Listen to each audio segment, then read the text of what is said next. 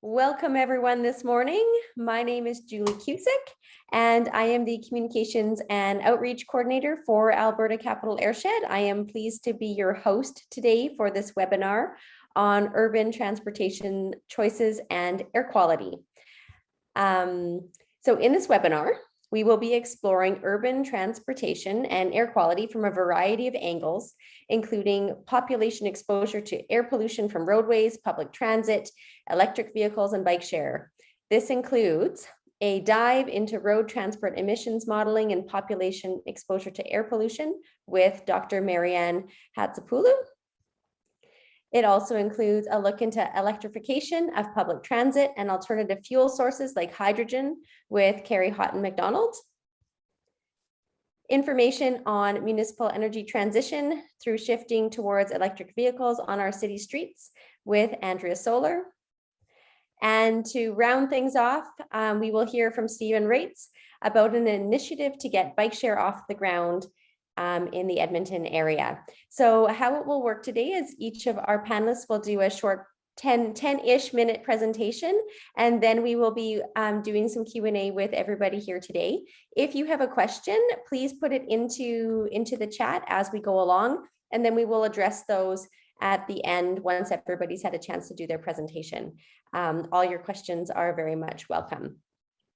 I'd also like to let you know about a couple folks in the background that are helping to make this webinar a success. We have Russ Miyagawa, who is doing some technical support on the back end. And we also have Serena Tang, who will be live tweeting the first hour of this webinar. So if you'd like to follow Alberta Capital Airshed on Twitter and help boost some thoughts around urban transportation choices and air quality, you can find us at YAG Airshed.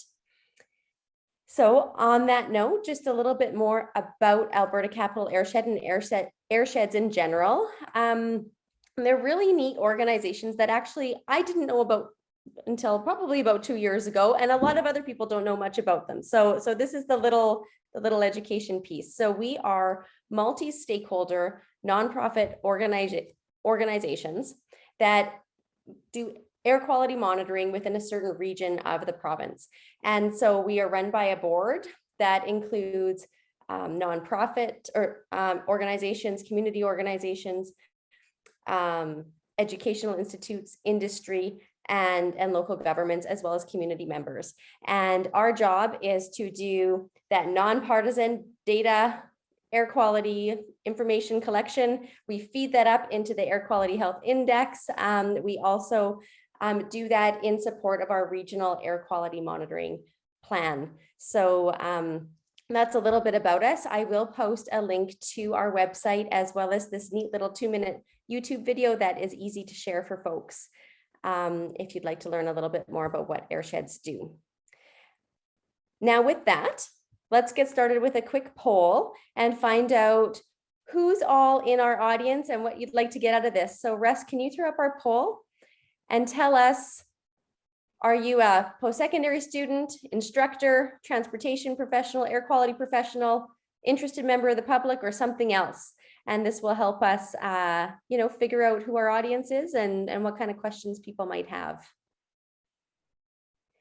Excellent. I like this participation rate. We're at 71%. We've got just a handful of people left to participate.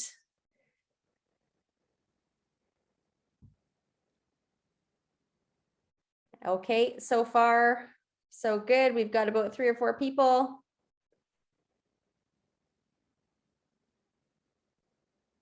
Left to go. And going once, going twice, going 3 times. Okay, let's end that poll. And here are the results. Russ, can you share them?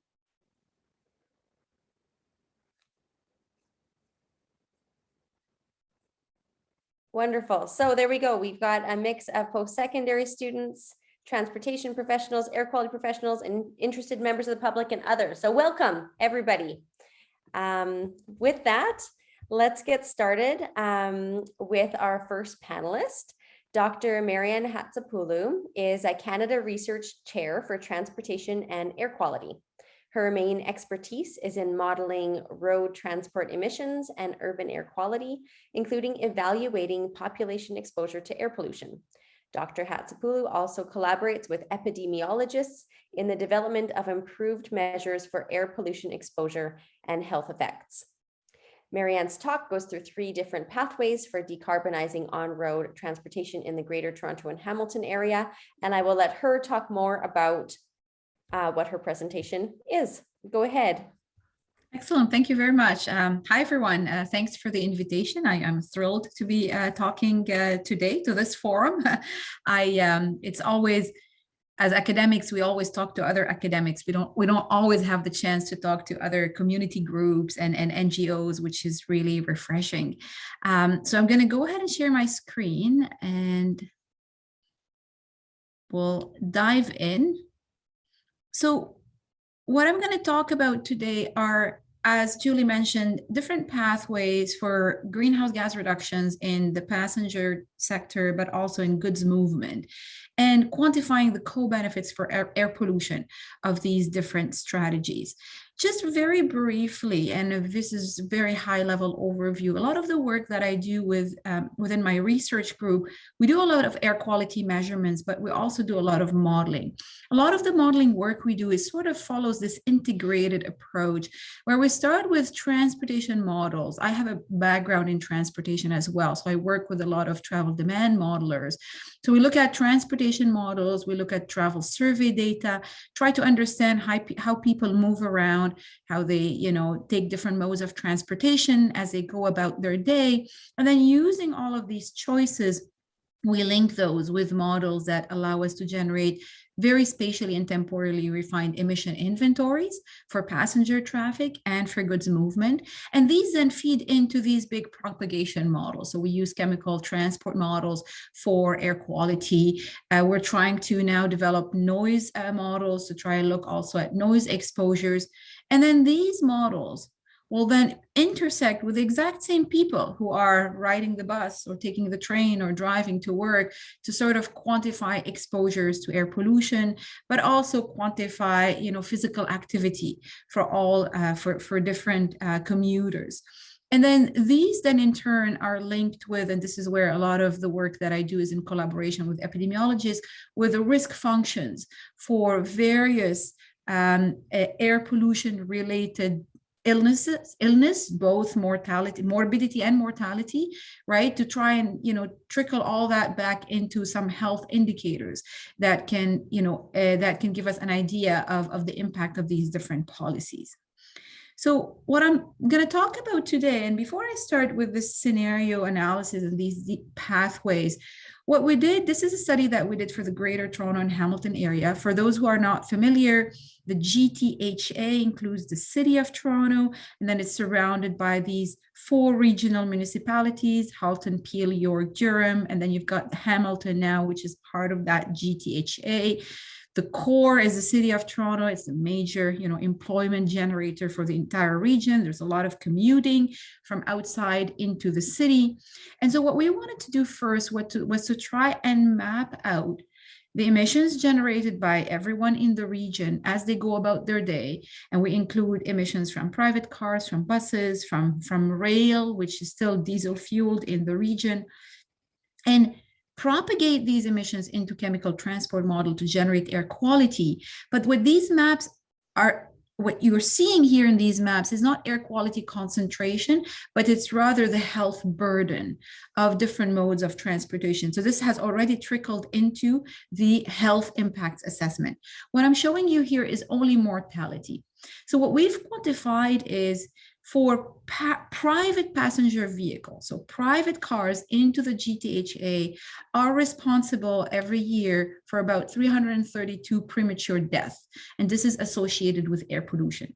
Now, when you map those across the region, you're going to see that a lot of them are concentrated, obviously, right, in the very populated areas around the main highway system, Highway 401, Queen Elizabeth and the Gardner Expressway going south of the city. You're going to see a hot spot around Peel region as well, which is close to the airport, and that experiences a lot of traffic-related air pollution. Now, we looked also at the impact only of commercial vehicles. And here we're looking at trucks, medium and heavy duty trucks in the region. And you'll see that alone, they're responsible for actually more than the burden of passenger vehicles, even though there's a lot less of them.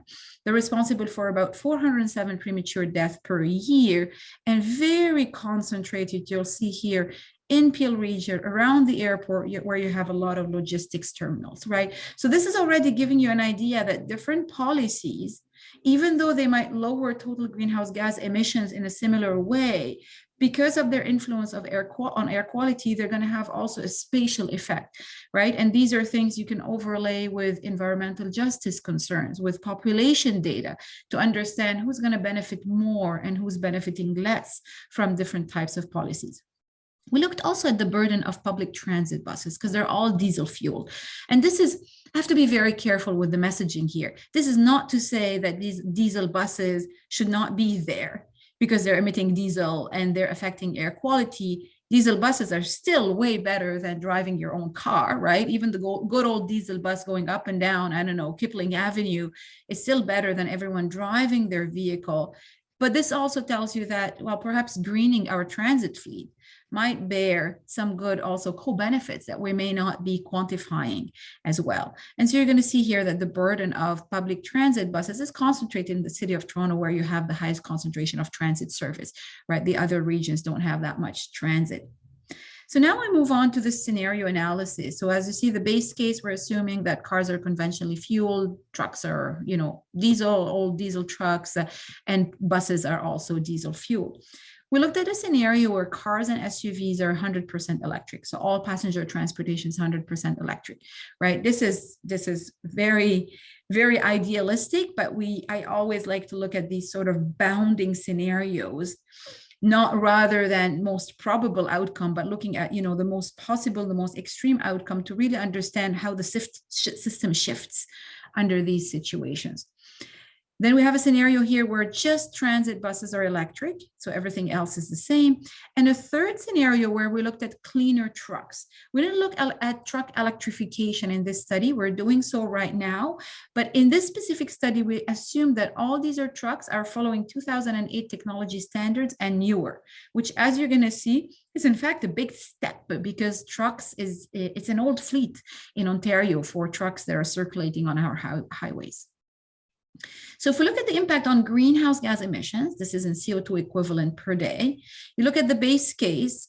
In the base case, we've estimated that our region is generating about 35,000 tons per day of greenhouse gases in CO2 equivalent. In the scenario where 100% of the cars and SUVs are electric, you achieve a deep reduction in greenhouse gas emissions. You're achieving about 70% reduction. You'll see the green here is associated with greenhouse gases from electricity production.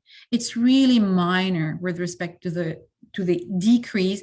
Why? Because electricity in Ontario, I'm not going to say it's clean, but I'm going to say it's mostly nuclear with some hydro and then renewable, right? And so nuclear production will have a much lower carbon footprint than other sources of electricity. So you're going to see that big effect. Electrifying public buses is not going to make a really big dent in our greenhouse gas emissions, right? And this is where the trade-offs, you're going to see that trucks, the same thing. You might have big gains for air pollution, but if you are not targeting the big fleets that are generating a lot of vehicle kilometers travels on the road, you're not going to achieve deep reductions in greenhouse gas emissions, but you may get other things, right? So you need to be, aware of these things. So if we look at the first scenario where cars and SUVs are 100% electric, we're seeing about 313 premature deaths prevented, so almost equal to the burden of these vehicles on health. And we can look at where these benefits are going to be distributed. What we also did here is we put a dollar value on these deaths, and we used a very traditional value of statistical life approach. You could reject it, you could criticize it, you could say, I don't agree with putting a dollar value on health or on human life. I think it's worth it because I think it gives us an idea of what are the social costs of those different of those different modes of transportation, and what are the social benefits of different policies, so we can compare them with what are the real costs of rolling out certain policies, right? So you can see here that those 313 premature deaths are saving us to up to $2.4 billion per year in social benefits. It's not cash, it's not money in anyone's pocket, but it's a monetized social benefit. And clearly Peel and Toronto are going to reap the most benefits because they're the most populated areas. If you look at the scenario of transit buses being 100% electric, we are preventing about 143 premature deaths, and that's equivalent to $1.1 billion per year in social benefits. Again, you're going to see the areas with the highest population, they're going to get the biggest dollar value. And then if we look at the cleaner trucks, we're basically preventing 275 premature deaths with $2.1 billion per year in social benefits. You clearly see here how Peel, the fraction of Peel is increasing because Peel is very much affected by all the truck movements being so close to the airport. Now, this also shows you again what I was showing you in the box plot, sort of the distribution of these prevented deaths, sort of the distribution in space of these benefits.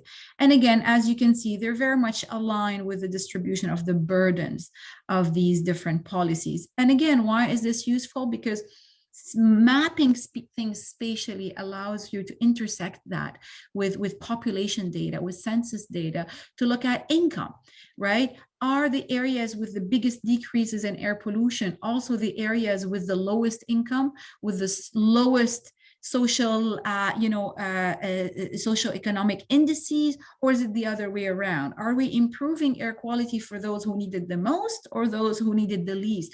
And it's important, I think, to also examine, add this lens to the kind of policies that we evaluate. And finally, what we did was to take those social benefits associated with each vehicle. So in this case, for example, for each electric car or SUV that you're purchasing, we've estimated that over the lifetime of the vehicle, after discounting, we are reaping in benefits $9,850. So about $10,000 in social benefits for every single electric vehicle that people purchase. For diesel trucks, for every new truck, 2008 technology or more, we're reaping benefits of about $308,000 over the lifetime of this vehicle. And so that gives you an idea of social benefits versus, subsidies and for new policies. So the federal government in Canada provides a subsidy of $5,000 for every electric vehicle. The provincial government in Ontario, before, when it was a Liberal government, it was providing $10,000 in incentive. This was ruled out by the Conservative government. But that gives you an idea that this was right on, right? You're subsidizing EVs, and then you are benefiting about the same in social benefit. So this sort of, helps us better make decisions. Now, I'm going to wrap things up, and I'm going to say that this study has a lot of gaps. To me, the biggest gap is we're looking at vehicle technologies. We're not yet looking at changes in behavior of population. And this is the next step that we're doing this year, is looking at transit ridership, at bike shares, at investment in bicycle infrastructure, and quantifying also those benefits for air quality and for health. Obviously, technology will not be the one single solution. There has to be some technological development, but changes in behavior are also very important. We'll be looking at those. So thank you for listening. The study was supported by various partners, including City of Toronto, Health Canada, the Atmospheric Fund, and Environmental Defense. Wonderful. Thank you, Marianne. That was, I feel like we're going to have lots of good questions about that presentation very soon. Thank you. Thanks. Our next presenter is Carrie Hotton-MacDonald. Carrie is the branch manager of Edmonton Transit Service, overseeing the delivery of conventional bus, on-demand transit, LRT, and paratransit service in Edmonton. She has been in the transit industry for almost 10 years and is the first woman to be at the helm of ETS in its history. She is passionate about public transit, and its role in creating vibrant, healthy, climate resilient cities. And with that, I'll leave it to you to get straight to your presentation. Excellent. And just want to confirm okay, perfect. You're going to have my slides. Thank you so much. So thank you for the invitation. Really excited to be here. I'd like to start off by acknowledging that we're on Treaty 6 territory, a traditional meeting ground, gathering place, and traveling route to the Cree, Saulteaux, Blackfoot, Métis, Dene, and Nakota Sioux people. We acknowledge all the many First Nations, Métis, and Inuit whose footsteps have marked these lands for centuries. Next slide, please. I've been at the helm of ETS since December last year, and I lead 2,200 employees to deliver a fully integrated public transit system, as Julie had described. We run 94 LRV trains on almost 28 kilometers of track, have a bus fleet of about 1,000, including 40 electric buses and 20 more that are on the way in the coming months. We also have a lot of LRT, light rail transit expansion happening, with the Valley Line Southeast service, Valley Line West, and recently announced Capital Line South, also in the works. We're on an exciting journey, and again, I'm just happy to be here with you today. Next slide. So transit works in partnership to really integrate goals of urban, healthy, climate resilient, prosperous regions and city. Our city plan, recently approved by City Council, describes how Edmonton's land use and transportation system will serve 2 million people in the future. The city plan outlines several important land use concepts, including developing a system of mixed use nodes and corridors to serve a system of districts across the city. In these nodes and along corridors is where services and housing density will be concentrated, served by a citywide network of mass transit. City plan includes 5 big city moves. While all of these have relevant aspects for transit, we're really integrated in that plan. Of particular importance for us is the community of communities. It's about enabling Edmontonians to get around easily and accessing their daily needs within the district by foot or rolling, biking, and transit. A community of communities is really about creating a city where we all have what we need within easy reach. This means we can more easily make trips by other modes other than traditional kind of auto, using active transportation, and when done right, combined with transit, we could see mode share up about 50%, and I'll talk a little bit more about that. During the pandemic, this goal really became acutely more important for us. So particularly when it came to having spaces for accessing basic services. Inclusive and compassionate is also really important to us. So the city plan recognizes there's some work we need to do to be inclusive of the people who have lived here for generations, and also be ready to welcome the next million people into our city. Next slide. Transit ridership has really been impacted, as you can imagine, from the COVID-19 pandemic. And everything that we're doing right now as a branch is about recovering ridership and responding and working through the impacts of that pandemic. There's been extensive research done to identify and review factors that affect transit ridership levels. And when we think about a gender-based analysis approach, for some, transit is really their only kind of core mobility or transportation option. It helps people get to healthcare, groceries, recreation, church, etc. It's proven to reduce social isolation, enable education and employment, and it also contributes to positive health outcomes. We have very diverse ridership. For any of you that have used our transit system, you can probably attest we see all different age ranges. We have newcomers, permanent residents, students, new graduates, commuters, women, Indigenous people, as well as persons with disabilities. And we're really proud of that ability to serve a diverse ridership base. It was deemed an essential service by the federal government last year, and I couldn't agree more. We also have our low-income transit program funded by the city and the provincial government to support those who have income levels below a certain threshold or slightly above, and it provides discounted monthly transit passes. There's lots of different levers that affect ridership decisions. Some of them are internal and we have more direct influence over, and others are external. Internal factors are things, looking at, let's say, the type of service we're providing, the size of our network, the frequency, the design, hours of operation, etc.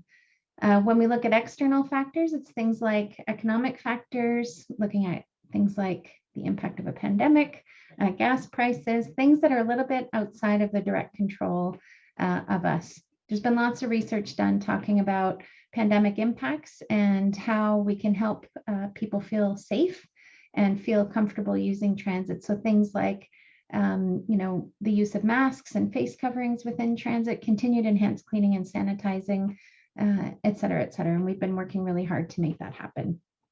Next slide, please. There are a few key strategic linkages for the work that we've been doing to move towards electric buses and looking at alternatives for our diesel fleet. So as we work on plans for transitioning our fleet and setting goals for our next 4-year budget and beyond, both the city plan and the energy transition strategy, which I understand you're going to hear more about in a bit, help guide our work that we're doing. So key actions that relate to transit are things like implementing our mass transit network, our city plan policy intention to support inviting and inclusive transportation options for Edmontonians of all ages, abilities, and incomes. City plan intention to ensure that transportation investment supports urban intensification and diversification. We've got the implementation of our redesigned bus transit network with a focus on increasing ridership through increased reliability and service improvements that we also have planned and underway. And overall, we're transitioning the bus fleet and mass transit technologies to electric or alternative zero emissions fuel, including upgrading our building facilities and garages to accommodate electric and other types of fuel. And I'll talk about that in a little bit. Next slide. So in terms of the electric bus approach that we have, there's several key benefits for us as we move forward. So we are looking at reducing our GHG emissions and common air contaminants. We understand, to really achieve, a completely clean and let's say more benefit, we also have to look at how the electricity is generated, but we are excited about the steps we've been taking and look forward to continuing it. It also improves the rider experience, and we've received lots of positive feedback from riders about being able to access and use the electric buses in their transit journey, which can help attract more people as well. So they're much quieter than diesel buses. They have more modern amenities with them as well, and it just overall enables a better experience. Obviously, electric buses help improve the health of our communities. And then on an operational basis, we're also seeing that it provides savings when it comes to maintenance and fuel costs. There's fewer moving parts with an electric bus versus a diesel engine and those types of things. One of the big lessons we've learned so far, and it's still within the first year of deploying our electric buses, really getting the buses is the easy part of electrifying a public transit fleet. The harder part is having the infrastructure in place to support them. So buses, and this is a really easy thing to explain, buses actually weigh more when they are an electric bus. So garages need to account for that. So the garage floor, as an example, needs to be reinforced to accommodate that heavier bus. We have long-range overhead charging infrastructure in the garages for the electric buses. That also takes planning, and it requires a bit more space for them than a traditional footprint for a bus. So the infrastructure portion of an electrification program really takes a lot of good planning. And that's really where I think the harder work lies ahead for the industry as a whole. I'd love to convert our fleet quickly, but we don't really have the garage space to do it.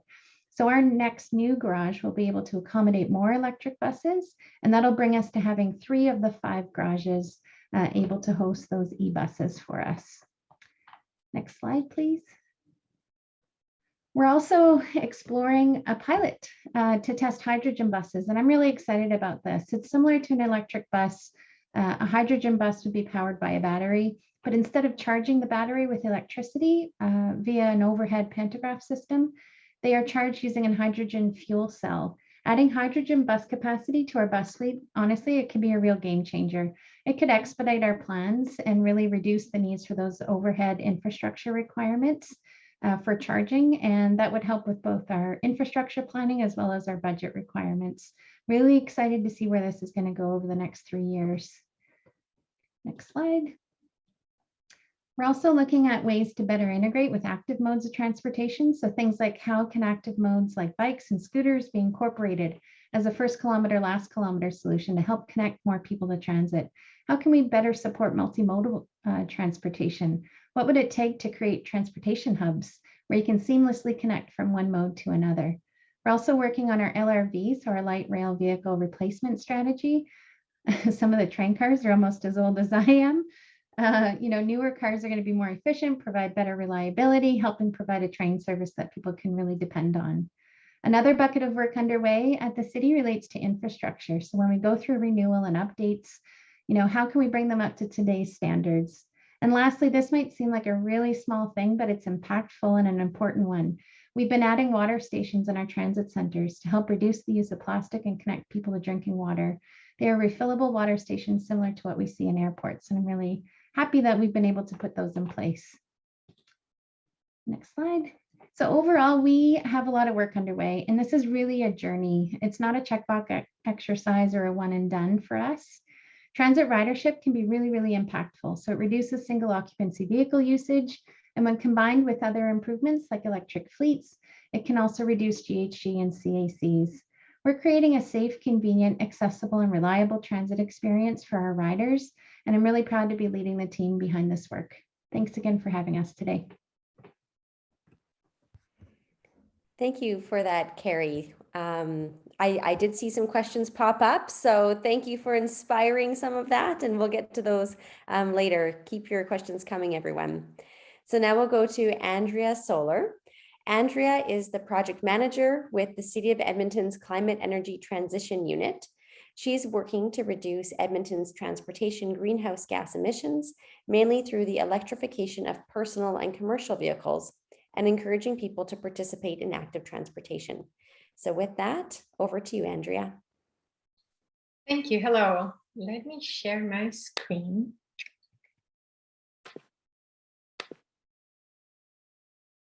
Perfect. Can you see my slides okay? Yep, we can. Perfect. Yeah, so hello. As mentioned, my name is Andrea Soler. I am the project manager and Change Mobility for Climate program at the City of Edmonton. And I'm here today to talk about why we need to reduce emissions from transportation in Edmonton and what we're doing about it, in particular when it comes to electrifying personal transportation. So Edmonton is on a transformational path to becoming a climate resilient and low carbon city. As part of this work, we recently updated the energy transition strategy that Carrie touched upon. This strategy outlines the actions we need to take to align with the international target of limiting global warming to 1.5 degrees Celsius. As some of you may know, 1.5 degrees is the global temperature that the scientists at the International Panel on Climate Change have identified as the threshold to prevent climate destabilization and ensure a more sustainable and equitable society for all. So to achieve this goal of global warming, Edmonton will need to reduce its greenhouse gas emissions by 50% by 2030. That is compared to the 2005 levels, and be net zero by 2050. Net zero happens when there is a balance between the greenhouse gas emissions put into the atmosphere and those taken out. So reducing emissions from transportation is essential to achieving these goals. Transportation accounts for 30% of Edmonton's greenhouse gas emissions and 42% of its energy use. To reduce these emissions and improve air quality, the City of Edmonton encourages residents to walk, bike, and use public transit as much as possible, and replace remaining personal trips with car share and electrical vehicles instead of internal combustion engine cars, as illustrated on the pyramid on the slide. Today, we're going to focus on the role of electrical vehicles, because the truth is that this pyramid is what we're aiming for, but the reality is that currently more than 2/3 of personal trips in Edmonton are done on vehicles. And our modeling show, and as Carrie mentioned, that as we improve public transit and active transportation, and we provide incentives and encourage people to do so, at least 50% of personal trips will be moved to active transportation, but another 50% will remain on personal vehicles. So getting people to transition from internal combustion engine vehicles such as gases, diesel, to electric or other zero emission vehicle technologies that might come up is essential to reaching our climate goals. So that is why electrical vehicles play such an important role. And before proceeding to talk about how we're supporting the transition to electrical vehicles, or EVs, to save us some time, you'll hear me say that quite a bit, I would like to spend a few minutes on what they are and why they are better than internal combustion engines, also known as ICE vehicles for our climate goals. So you see the acronym of ICE below in gray because I was hoping not to raise too much attention to it. EVs are vehicles that are either partially or fully powered by electric power. There are two types of EVs: battery EVs, which are powered exclusively by electricity, and plug-in hybrids EVs, which can be powered by both electricity and gasoline. Plug-in hybrids have both electric battery and internal combustion engines and can travel on electricity, and when needed, they can be switched to gasoline. You can charge both types of EVs by using electricity from a wall outlet or an EV charger, or even a large public EV charging station. They provide different power levels and speed for charging, depending on how you charge them. So why are EVs better for the environment and for our health? First, EVs have less greenhouse gas emissions, as was mentioned in the first presentation. On average, driving an electrical vehicle in Alberta produces around 35% less emissions than an internal combustion vehicle, and that percentage is expected to increase up to 74% as Alberta's electrical grid gets greener. Unfortunately, compared to Ontario or other provinces in Canada, those numbers are not as impressive, but they're still quite impressive. If you think about it, in a very conservative approximation, 35% less emissions is quite considerable.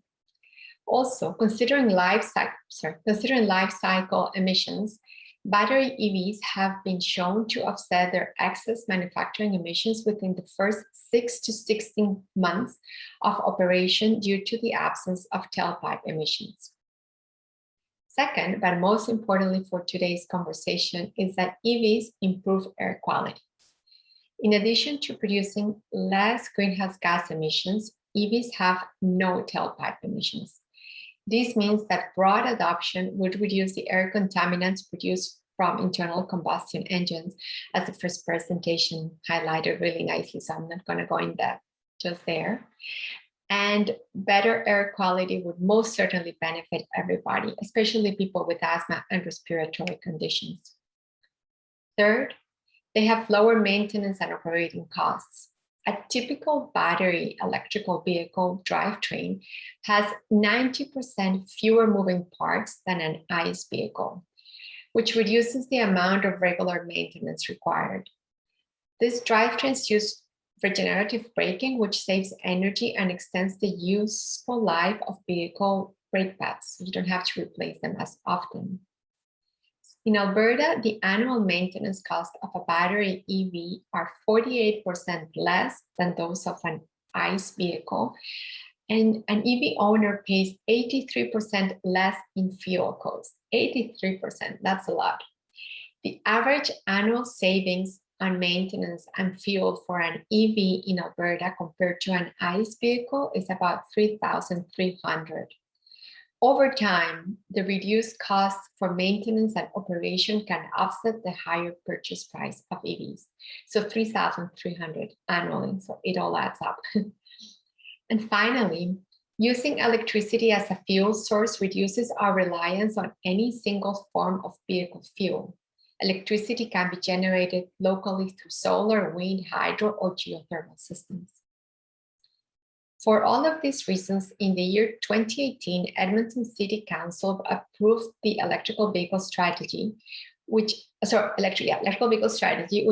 to make Edmonton an EV-ready city and identifies how to accelerate adoption of EVs. The electrical vehicle strategy identifies 6 areas of opportunity that the city can leverage to support and advance EVs in Edmonton. I will briefly talk about how we have been pursuing each of these opportunities. First, education and marketing. So our research indicates that while there is interest in EVs, we actually have 21% of Edmontonians saying that they are likely to buy an electrical vehicle on their next vehicle purchase. Only 25% of Edmontonians consider themselves knowledgeable about them.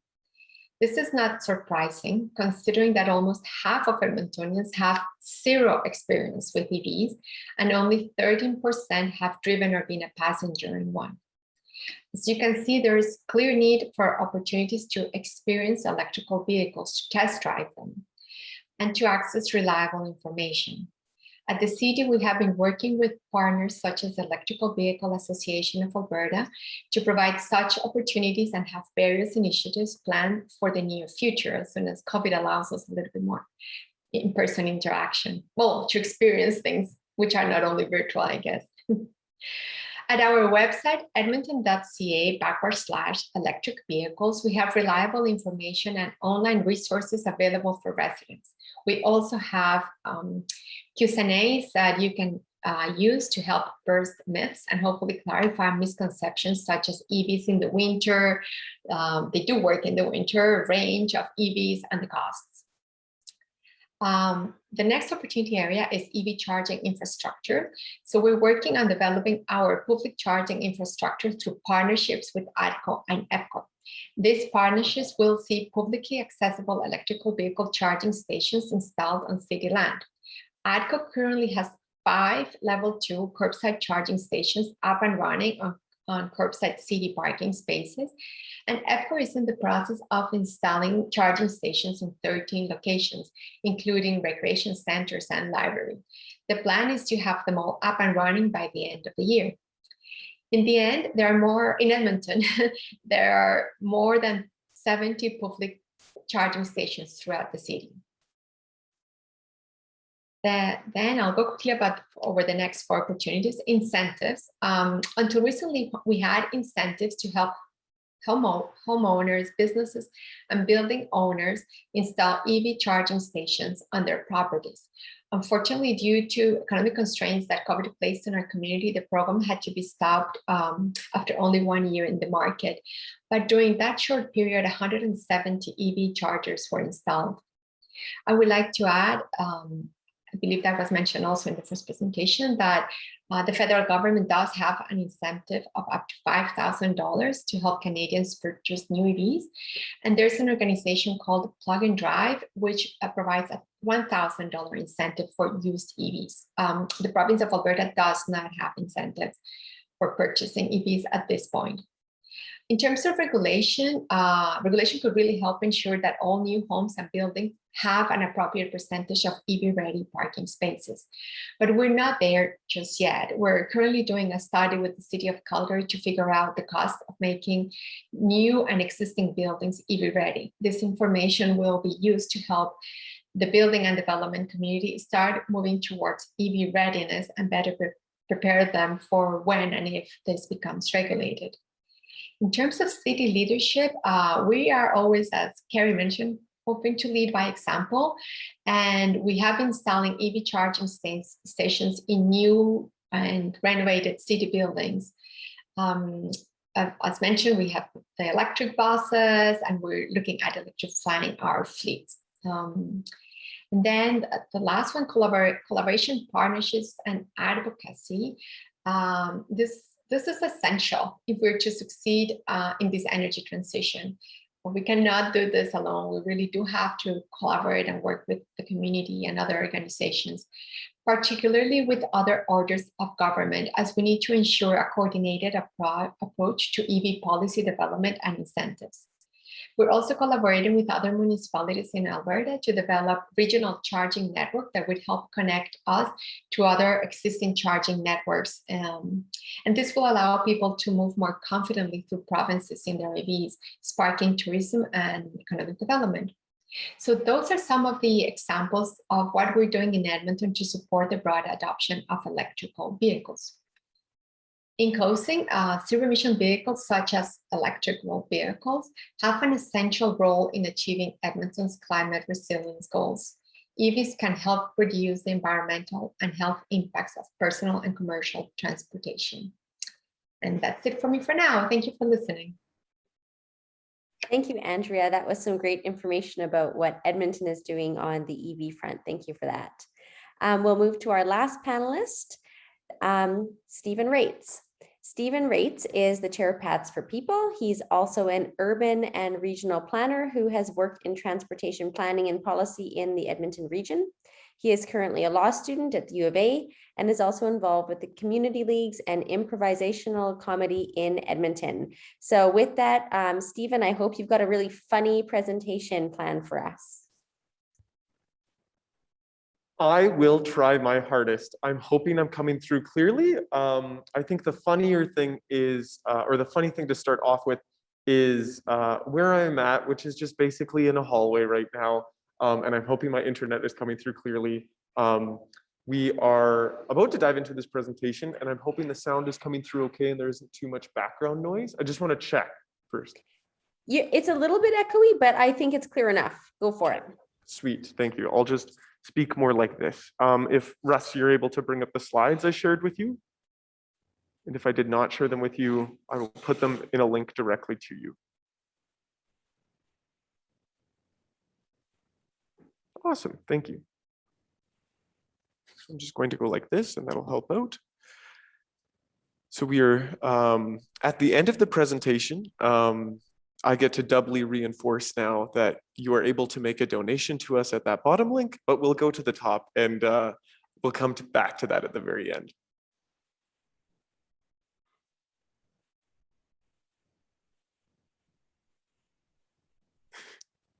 All right, awesome.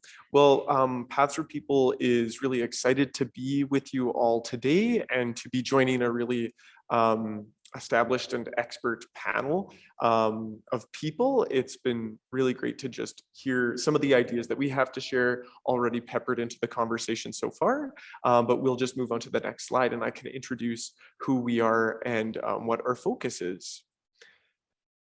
So Paths for People is an organization that came into being in about the mid-2010s. Our sort of central goal is making Edmonton a friendlier place to walk, roll, and cycle. We're very much focused on perceptions of our transportation system and how we can nurture a change in that, because I think many people's experience of moving through Edmonton and many cities in North America is that it isn't necessarily a friendly experience, not something that we have fun doing, but is more seen as like a chore or just a task within the day.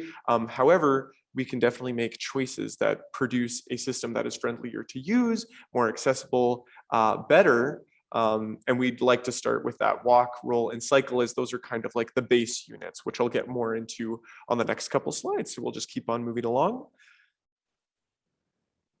And so our context, we are a nonprofit that is focused on safer, more livable streets, trying to find ways to make walking, biking, and rolling more comfortable and fun. We run programming initiatives, that top picture being Open Streets, which we ran in 2019, a massive kind of street party that opened up the street to people and got us rethinking how streets could work.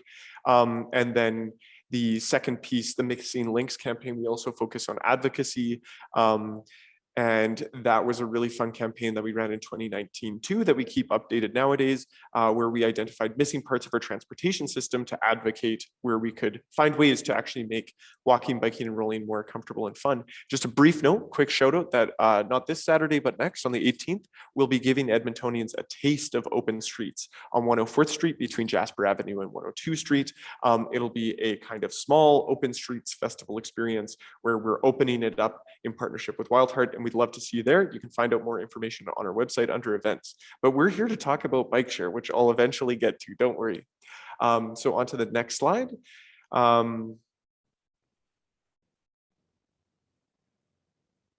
So kind of some of our philosophy that we have is that one thing we do need to recognize is that every trip does begin with a walk or a roll. That is kind of like the fundamental unit of movement within our transportation system. It also, just for one example, you know, has all these positive benefits when we're just zeroing in on that movement piece. Active transportation helps achieve our daily physical activity goals. It also supports really vibrant community spaces when we have a safe place to walk through. There are several other goals that I'll probably disperse throughout this whole presentation, but at our kind of core philosophy, or one of the main things we believe, is that every trip is going to start or end with this. So let's make this great, because it also has all these other benefits. And actually on the next slide, we will see another one of the benefits. So we'll move to that one. Oh, it's going. We'll go. This is also another one of the benefits, but okay, this is the next slide. Sorry. When we create, or I guess this talks about the benefits of creating a safer system to operate within. These are really great examples of small changes that we can make to how our streets work, both from an infrastructure perspective to make them safer. So, bulb outs at crosswalks or separated lanes for people rolling or cycling. These ensure that there's less conflict between people driving cars and people moving actively. There are also like regulatory changes that we can make through the speed limit being reduced. There is, when we reduce the speed limit, a markedly decrease in the severity of injuries or the possibility of death, which, yeah, at the end of the day, if we're gonna have a friendly system, it's also gonna be a system where nobody dies because they just tried to move through the system. And that also aligns with kind of some of the Vision Zero, or it does align with the Vision Zero goals that the city of Edmonton has in building out our transportation system and ensuring that no one dies or that kind of thing. So we'll move on to the next slide. The kind of transition point we'll make here into a topic like bike share is that we do need to recognize our current context of the system, which is that it incentivizes trips that are inefficient. It's very easy in Edmonton to move via personal automobile. It's ubiquitous. This isn't necessarily the most accessible or equitable choice. It's not even an available choice for many folks. And it's also inefficient, as displayed in this picture, where the space that's required for cars versus the space that's required to move cars versus the space that is required to just move a person is very different. And cars require much more space to be parked, to move through or along a street. And there's also larger impacts, as has been elucidated earlier today, about the broader impacts on our climate and greenhouse gas emissions. And so we do want to have that larger conversations about how we shift our streets and the way they work, and shift the options that are provided, which will kind of lead us into a recent project that we worked on over winter 2021 on bike share. So we'll move to that next slide.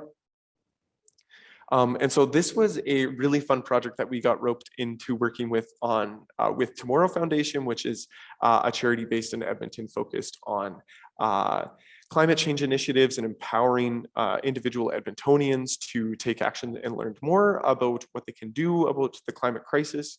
And there are many folks on this call that are involved with that already. And so it's great to have a network of these kinds of organizations working together. But we worked with Tomorrow Foundation and U of A students to produce a vision for spectacular public bike share in Edmonton. And you see the list of names there: Emily, Janica, Kelly, Landon, and Liam. These were the students that did the bulk of this work. And if you're ever looking for someone to be a planner, to be producing policy or reviewing, opportunities at a municipal scale regarding transportation planning, these are your people. Please hire them in the future. If you have questions about any of them, they are excellent, and I would love to pump them up more, to use a bike analogy.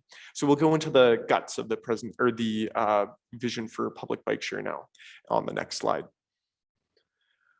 So some of the key components that they identified for our project for them, the project being develop a vision, develop something, develop what a public bike share could look like in Edmonton, because we don't currently have a bike share system. We have scooter share, where people are able to pick up a scooter on the street, use it for a little bit, place it somewhere else, and let somebody else use it. Bike share operates very similarly, but we wanted them to produce a public vision for a system such as that. And so some of the key components that they identified in their research, which we can share after this, the whole piece of it.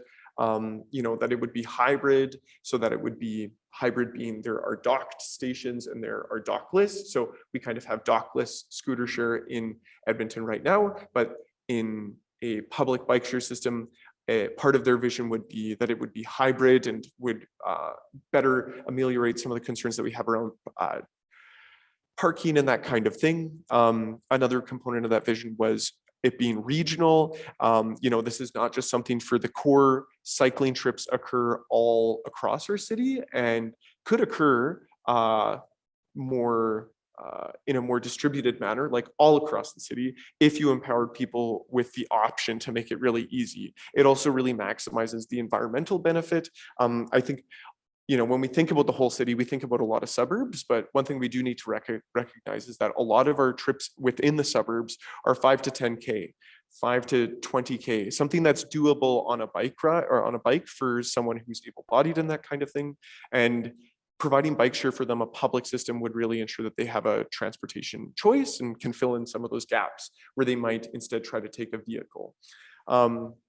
Also being year-round, for something to be an actual choice, they identified that the choice is only available if it's there year-round and can be relied on. And I thought a really great point made or argument made is that if we're choosing between walking or cycling in the winter, some people would rather cycle, so it can be a little bit of a shorter trip.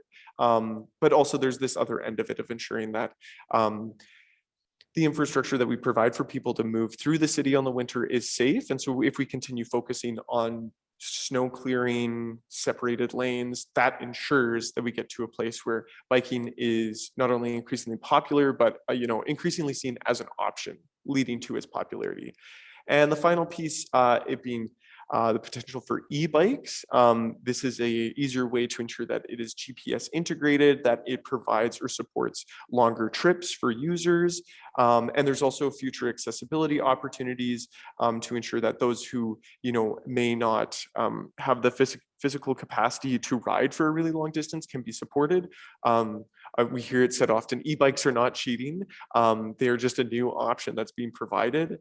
And it's really exciting because it's opening up that opportunity. So those were kind of the core components of it. And so we'll talk about now on the next slide, some of the additional areas that they investigated prior to kind of developing a staging approach for this. And these included where current infrastructure is, current infrastructure that supports all ages and all abilities of users for bike share. Also discussed future LRT and mass transit connections. This is where you can have some of those multimodal journeys where you can start on a walk, get to a bike share, and then get on a train instead of using a car for a whole trip. So, not only are we just trying to replace car trips using bike share, but we're trying to replace car trips using a smorgasbord of modes. That spectrum of modes means that people can take trips through different areas of the city where different modes make sense. It might not make sense to hop on a train to try to get to something that's a little bit closer nearby. If you have a bike available for it, or if you need to get to the train station first, a bike can be that thing that can get you there in a reasonable amount of time. Also, key destinations, that getting to a place was identified, anticipated growth of the city, both in terms of the city plan and infill and other policy documents and visions. In encapsulating all of this, identifying bike trip potential, and then also identifying opportunities for equity to ensure that if it is, because we envision it to be a public system in the future, that equity is threaded in so that it is fully accessible for all users or supports all users of the transportation system in some way, shape, or form. So on the next couple slides, we'll kind of breeze through these. These identify the stages for a public bike share system. And so of course, we do want to get to that regional approach eventually, but it would make sense to have a start in a little bit of a narrower scope to roll out the technology to ensure that it can be integrated with things like transit, so it can provide a more mobility as a service. That phrase being that mobility is something that you can interact with all the modes in kind of one fell swoop and have your trip be provided to you as a service by a public entity. So these were the kind of phasing onto phase 2. We can see that the system expands a little bit more, that the number of bikes increases, that the number of CO2 that is removed from being produced is increased as well. Sorry, I'm just trying to, there we go. I wasn't seeing all the slides, so I wanted to make sure I was saying the right thing. The area increases and that we are getting more coverage to mass transit stations. Onto this final phase, this is where we do get regional.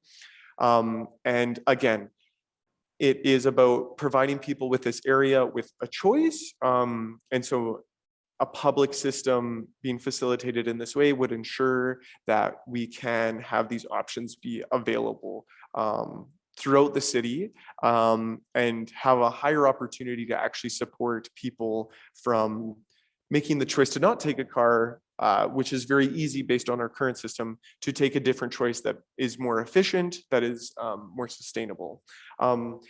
And so we've talked about the vision for this system, and there's a whole report. There's 80 to 90 pages on this, but which we can make available after this presentation for those who want to dive deep. But we can talk about the rationalization for this. And on the next slide, I'll be able to explain this. I think one of the key things that can kind of drive work like this, we work in a lot of different areas, and bike share is one thing that we're excited about. But work like this can really support reduction of greenhouse gas emissions within that transportation sector pretty substantially, which we see from the energy transition strategy. The city's energy transition strategy is the largest component of it. And we'll just breeze through these next few slides. The next one showing that we already have some of these strategies in place that focus on designing the city around, or designing the city, the land uses themselves, the transportation system that we have. On the next slide, we look at further pathways and goals and strategies. These are in place to support, these kind of bigger visions, although not directly spelled out as what we've provided within this vision for Spectacular Bike Share. They are that vision can provide the next step for acting on these strategies and goals. And so we'll keep on moving. These strategies and goals, again, kind of, are the first step. That vision that we advocate for actually being implemented is that next step. If there's one more of these, we can just skip through it. We'll just go to the next slide. Well, this one's important, and I heard Carrie talking about it earlier. We not only have an energy transition strategy that kind of dictates some of these changes or programs and services to being provided, but also we have a city plan that identifies our transportation system and land use planning decisions. It indicates that they should change so that we can have 15-minute communities where people have the choice to walk, roll, bike, transit, or drive within their community to all the services that we need, and bike share can be a component of achieving that. And so on the next slide, we'll see some good examples of the infrastructure changes, on the slide after this, we'll see good example on 106th Street. Like we can provide different services, but we'll like something like a public bike share, but we also need to ensure that our roads that may look like this right now, like on the previous map, you saw a lot of Edmonton as roads. A lot of Edmonton's roads look like this, but they can look like the next slide, which shows a street that has options for different folks using different modes, ensuring that they can move safely through the system. And we need to see more of this to achieve some of, to actually get to that vision for public bike share that we could see in the future. And so onto this, I think this is almost the last slide, the slide before the donate button and the how to become a member. We do need to recognize that our mobility and needs and options are evolving. Something like bike share is a newer technology. And we like to harken back to the idea that, we used to have a trolley system or a transit system that was initially set up by private companies, kind of providing service to different developing areas of the city. This was way back in the 10s, the 20s, the 30s of the 20th century. These were provided privately for a period of time until it was unsustainable to do so. And so I think as our mobility needs and options evolve, the systems we use to provide those services will change too, likely to a more public ownership to ensure that, you know, the services, the infrastructure, the partnerships, those things can all work together, because we need to start working to these goals quite quickly because of the climate crisis. I think we can all recognize on this call that things are beginning to get more and more dire every day. And so the speed to which we work towards these goals is increasingly needing to be faster. And if we are able to convert some of the goals and the visions and the strategies and the services, the infrastructure, the partnership, if we're able to unify that to ensure it's all working in the same direction, that helps us move at that faster speed. And conversations like these compel us or help us understand why that's so important. So we'll just move to this last slide. I'm really thankful for everybody's time and looking forward to the discussion afterwards, but this is where you can find more information on us. You can become a member, which is just basically getting looped in on our advocacy and volunteer opportunities. And, you know, there's some fodder for discussion there, but there's also an opportunity to donate. But that time for discussion is some ideas, but really looking forward to just a general panel discussion now. So thanks again. Wonderful. Thank you, Stephen. And thank you to all of our panelists for your presentations. So now we will begin with the Q&A. I'm quite pleased to see all the questions coming up. And, you know, one thing that I just want to underline as we get started with that is, you know, we have a lot of focus on trying to reduce our greenhouse gas emissions to meet our climate change goals, but that there's you know, a benefit that we get for air quality improvements when we work towards those climate change goals. And I think, Andrea, it was your presentation saying that, you know, when we go with an electric vehicle, there's no more tailpipe emissions. And it's those tailpipe emissions that are perhaps causing a bunch of air pollution. With that, though, I'll just start off with one other general question in that vein, and maybe a little bit more to Marianne, and then anybody else jump in afterwards. That's how we'll roll with this. One main answer, and then everybody else can pile in. So when we're talking about vehicles and transportation, yes, there's the tailpipe pollution that comes for air quality, but then we also have things like the fine particulate, that PM 2.5 that comes from things like brakes or tires and things like that. Could you make a comment on that and our transportation choices in regards to that? Yeah, absolutely. So our model does include brake and tire particulate matter. And so in the scenarios where we have electrification, we actually have to add those, especially for tire wear, not for brake wear, because we have regenerative braking, but for tire wear, we actually increase the proportion of tire wear emissions. So the model includes that. So with this, we're still seeing deep reductions in air pollution, right? Now, it doesn't mean that that's not a problem. There's also, we have to do more research to try and understand the composition of brake and tire wear emissions. So all fine particulate matter is not created equal. Some will be more toxic than others. Some will include more metal content, etc. So there's definitely need to be more research into try and reduce those emissions. This being said, they don't offset the gains that we achieve through reductions of exhaust emissions. Okay, thank you for that. Anybody else have a comment on that particulate matter piece before we move on to some other questions? No? Okay, so we had a question from Christopher. Let me see if I can find it here. So Christopher's question is, as someone that doesn't own a vehicle, only a bicycle, what timeline for construction and updates for a physically separated cycling network throughout Edmonton do you have plans, scheduled, and budgeted for? So I will direct this, I think, first to Andrea, and then maybe to Carrie, or vice versa as our Edmonton reps. Go for it. I was hoping Carrie would answer.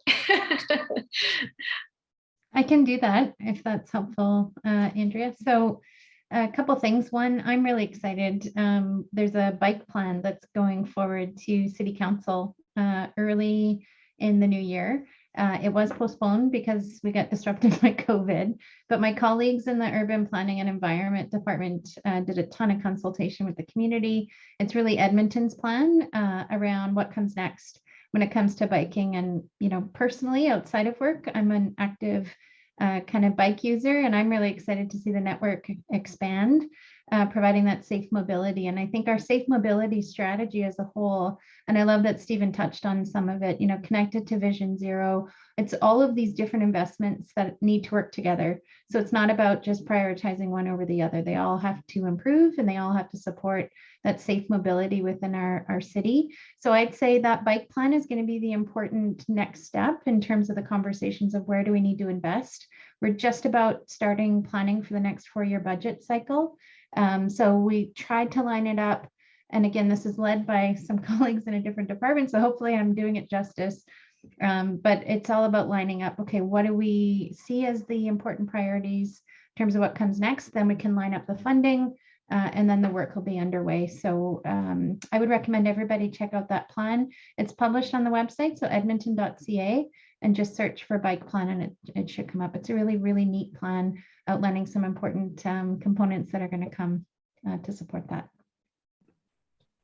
Great, thanks, Carrie.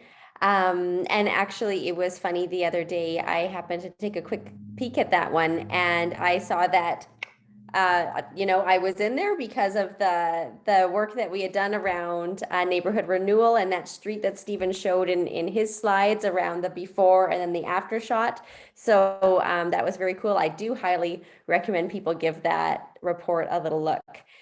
We have another question here from Jeff for Dr. Hatzopoulou. How do you move from air quality measurements to premature deaths? So I know you touched on that, but could you flesh that out a little bit more for us? Thanks. Yeah, so these are, I mean, this is not my work. This is pure epidemiology. And this is in the realm of what we call concentration response functions, risk functions. What epidemiologists do, they actually have cohorts of people. So they follow people over a certain number of years, people with cardiovascular illness, depending on what the cohort is, respiratory illness, and they actually associate, you know, let's say asthma incidents or hospital admissions with changes in air pollution concentration over long periods of time, so that they can develop what we call, just like for medication, you have a dose response function. So at this concentration, you have this kind of health effects. So these things are developed, and then we take them and we use them to quantify burdens and benefits. Okay, good. Thank you. We have a question from Jocelyn on that, you know, regional type of question.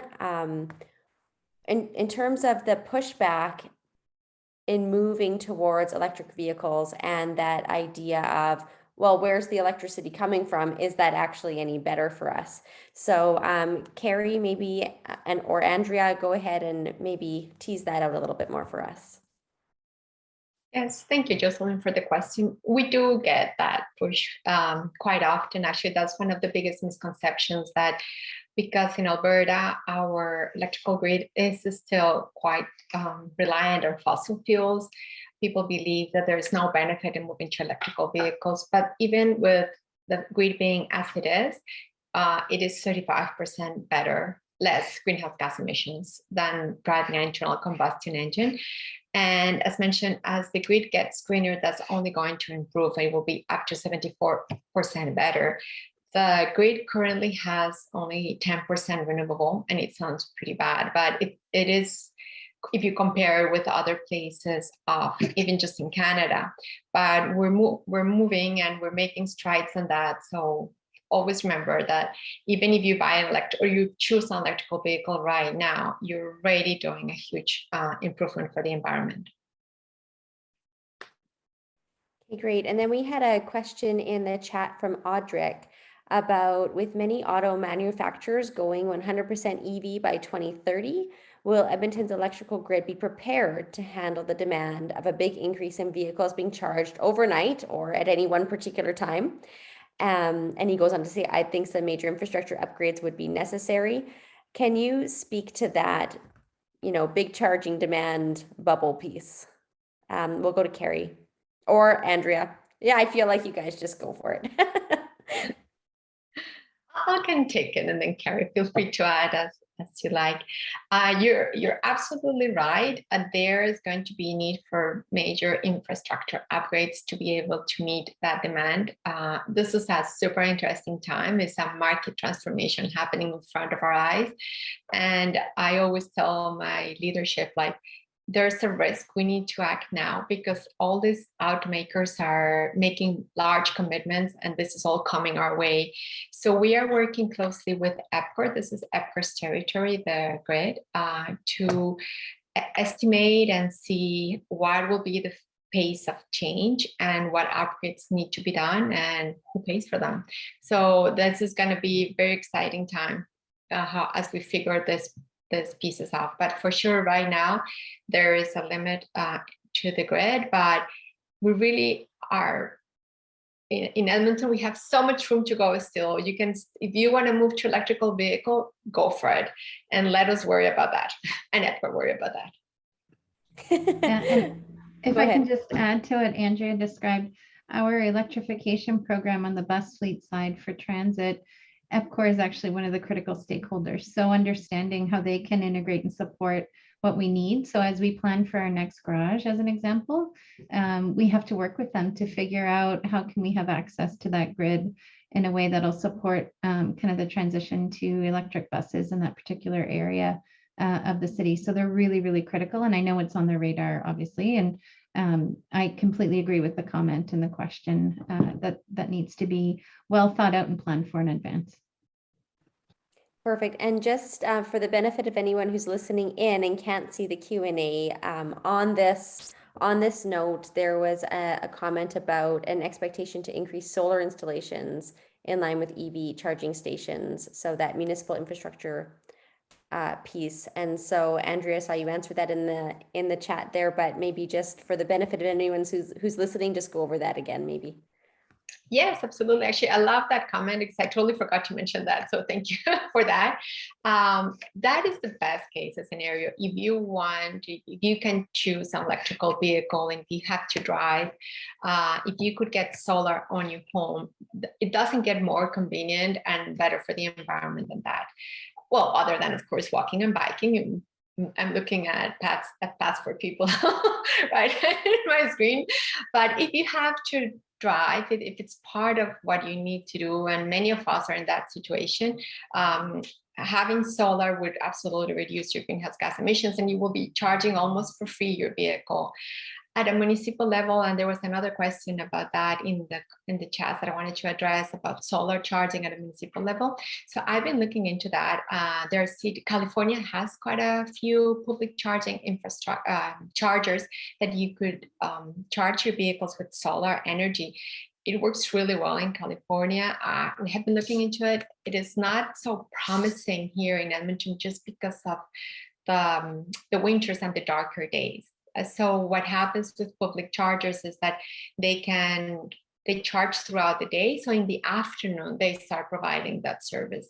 So there's some challenges for the municipality to offer solar public charging because we could only do it for the afternoons, or like we would have to manage the expectations that the charger would be available and reliable for service.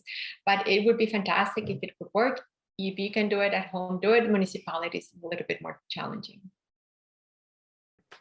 Great, thank you. And I'm going to switch focus here to put Stephen on the hot seat here. A question from Jeff: how can we approach the challenges of cycling adoption over personal vehicles in such a spread out city where winter seems eternal? Will fat bikes with hand warmers be provided through a bicycle share? Are there other available methods for solving these challenges to adoption? And then I have another add-on to that. Things like, if you're a family, you kind of need lots of seats in the vehicle or on the bike in order to make it appealing to actually go, because you might not want to take out 5 bikes in a bike share to get where you need to go. So go ahead, Stephen.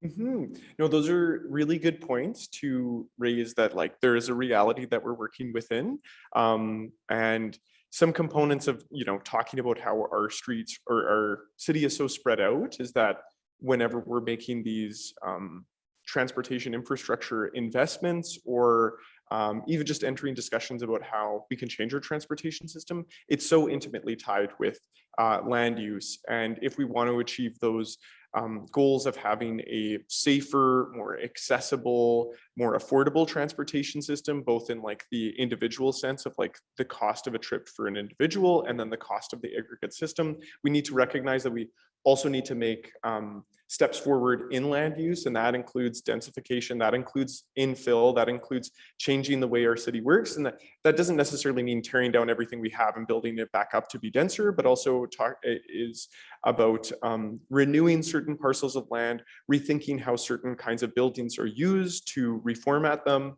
I heard the stat recently about 80% of the buildings that are built right now will still be here in 2050. So how do we better utilize what we have is, I think, really important to think about when we're talking about that land use side of things, especially, and just ensuring that all those land use decisions are working in concert with the transportation progress we're trying to make.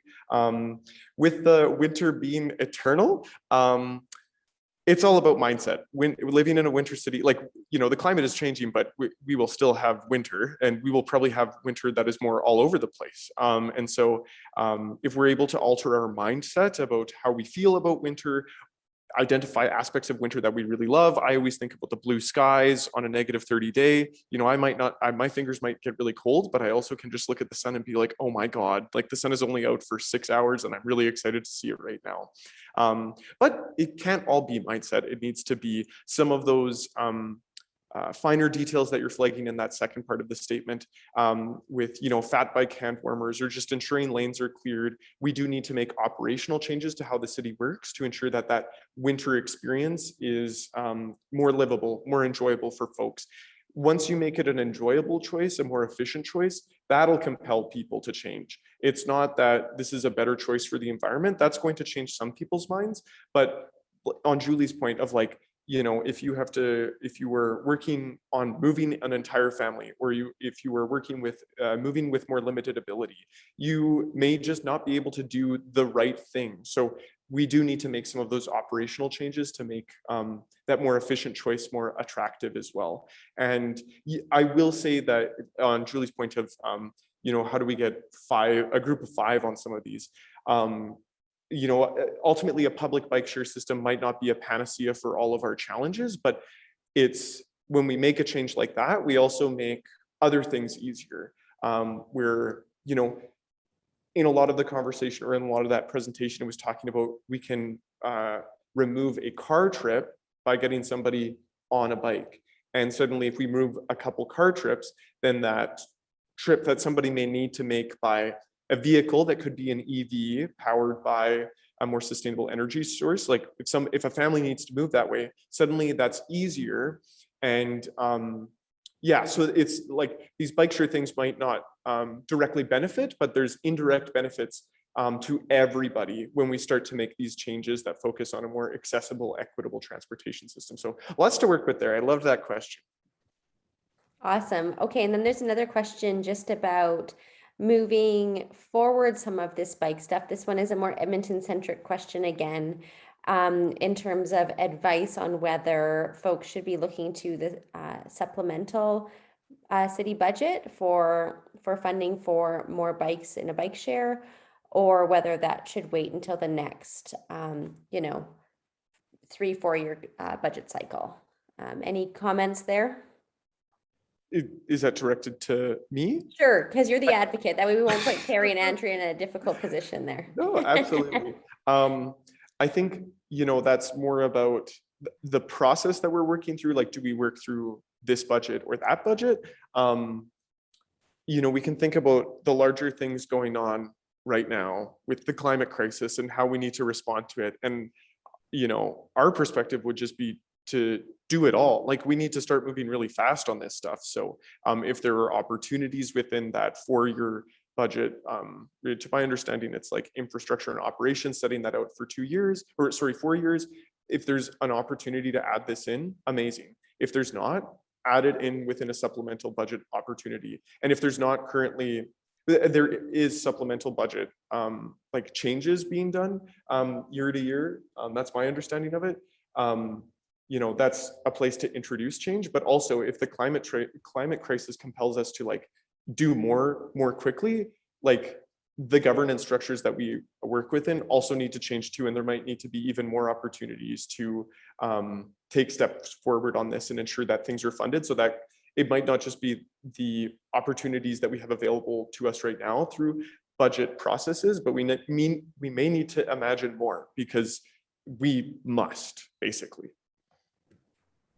Okay, and then, Marianne, one of the things that you're doing is a lot of this modeling around, the air pollution, the health impacts, those working with epidemiologists. So, as Edmonton moves forward on this, what sort of advice or questions would you have for either advocates or folks working in transportation planning around what are the types of things we should maybe be measuring and looking at as we go forward in thinking about this in the capital region? Sure. I think that my biggest argument has always been that, yes, reducing greenhouse gas emissions and climate impacts are very important. This is what we're trying to do. But the co-benefits are just as important. And whenever we're, quantifying costs and benefits, once you include health, this is where the big dollar values are there.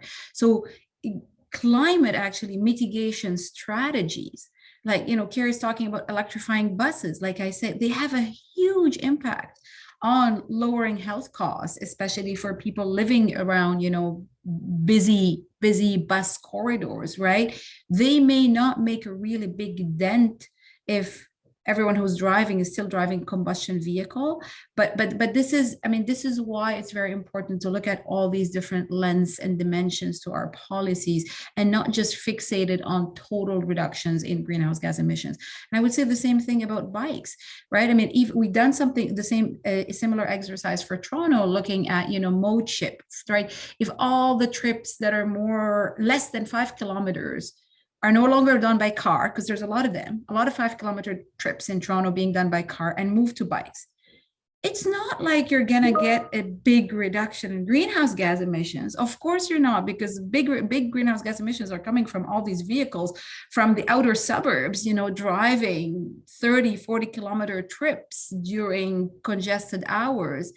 But that doesn't mean that this is a super important policy, because, riding bikes will actually improve health, will help reduce congestion on local road networks, and will have a trickle effect through the system, right? Especially if you have a bike share, you take your regional transit GO train, and then you hop on a bike, and then you reach your destination, and vice versa, right? So first mile, last mile, these can be very important initiatives. So I think that's why it's very important, I think, to look at the system, the regional view, rather than these policies in isolation, and look at quantifying their impacts, not just on greenhouse gas mitigation, but on all the other associated impacts as well. And I think the justice lens is also very important, right? Even as we talk about electric vehicles, if it's just people who already can afford EVs are buying them, it is not going to have the same impact as, trying to make them more accessible for people who are trapped in, driving a 12-year-old vehicle because they're captive drivers. They're not drivers by choice, but they're located in a place that has no transit accessibility. Great, thank you. And then speaking of that, regional perspective, we have Jocelyn, who's from Strathcona County, making the comment, I think mainly directed to you, Carrie, so feel free to comment afterwards, just that, Jocelyn's very excited for the hydrogen bus pilot project. Strathcona County is also participating, and this is a collaboration with heavy industry partners. It will be an excellent messaging and awareness piece for our citizens. So did you want to touch any more on that or make any other comments, Carrie? No, I think that's a really good point, that there's multiple partners working together on it. There's been lots of kind of announcements about potential hydrogen corridor, et cetera, in the region. It's a regional approach, and just really excited. And Strathcona is a great kind of partner with us. So we'll be testing it in a couple of different transit kind of properties, and just looking forward to the results. Again, I think it could be a complete game changer and just expedite a transition away from diesel, which I think we're all really looking forward to. And we'll have some tangible kind of metrics that we can use to inform any future investments So it's a really neat pilot project that we're going to participate in together. Wonderful. And Andrea, I think you have a question for one of our other panelists. So why don't I let you take it away? Your question to Dr. Hatzopoulou. I know, thank you, sorry. I know I was breaking the format, but I was just curious. I find your modeling fascinating. I was wondering if you looked at urban freight, like the deliveries, the food delivery, Amazon, and where would that fit in your modeling? Yeah, absolutely. We did. So we have a commercial vehicle movement, part of it. I was talking mostly about the medium and the heavy trucks, but we also look at, at the light vehicles and all these urban deliveries. Honestly, e-commerce worries me a lot. A lot of my research now is branching into looking at the impacts of e-commerce on emissions of air quality. It just means more trucks on the road. And, same day delivery or next day delivery just means that even more trucks on the road to be able to make these times that are promised to clients. So it is definitely a big worry. And I think in here, we have to start working with, again, the Loblaws of the world and the Walmarts of the world and all these companies in trying to decarbonize their distribution systems as well. I think they're also looking for answers on how to do it well, how to do it properly, how to get the most out of it. And this is a very important part of the puzzle. Yeah. Thank you. Wonderful. And I totally encourage that. Panelists ask panelists questions. That's great, right? That's that cross-pollination piece we're hoping to get out of today. I did notice another comment from Christopher just on that winter cycling piece. So I just want to acknowledge that he made that comment saying, please look at Oulu, Finland, the winter cycling capital of the world. This is the gold standard for cold winter cycling and how to model our infrastructure for the highest level of satisfaction and efficiency. Also refer to Not Just Bikes on YouTube and Urban Planning for Cycling. So Stephen, if you had any other comments on that, and then maybe Dr. Hatzopoulou, if you had any as well. Yeah, I would just say that stellar examples to point to that indicate we can be different than we currently are. And yeah, awesome, again, examples of the smaller changes that we can make that are not as expensive as another highway interchange, that will support people in making that more efficient choice, the choice that they're going to make because it's affordable, attractive, comfortable, fun.